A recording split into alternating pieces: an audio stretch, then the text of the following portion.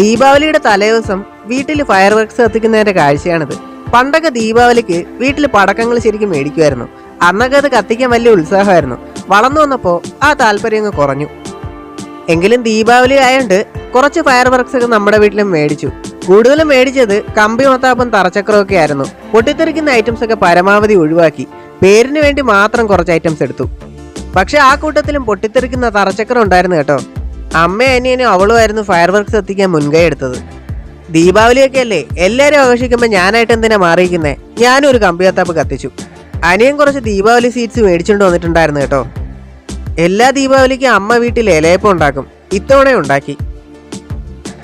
വീട്ടിലെ ആഘോഷങ്ങളൊക്കെ കഴിഞ്ഞ് ഞാനും അവളും കൂടെ കഴക്കൂട്ടത്തെ ലേ അറേബ്യൻ റെസ്റ്റോറൻറ്റിൽ ഭക്ഷണം കഴിക്കാൻ പോയി. കഴക്കൂട്ടത്തെ അത്യാവശ്യം നല്ല തിരക്കുള്ള ഒരു റെസ്റ്റോറൻറ്റ് കൂടിയാണിത്. അതുമാത്രമല്ല ഇവിടെ നല്ലൊരു ആംബിയൻസും ഉണ്ട് കേട്ടോ. ഭക്ഷണം കഴിക്കാൻ വരുന്നവർക്കെല്ലാം അവർ കോംപ്ലിമെന്റ് ആയിട്ട് ഒരു സൂപ്പ് കൊടുക്കുന്നുണ്ടായിരുന്നു.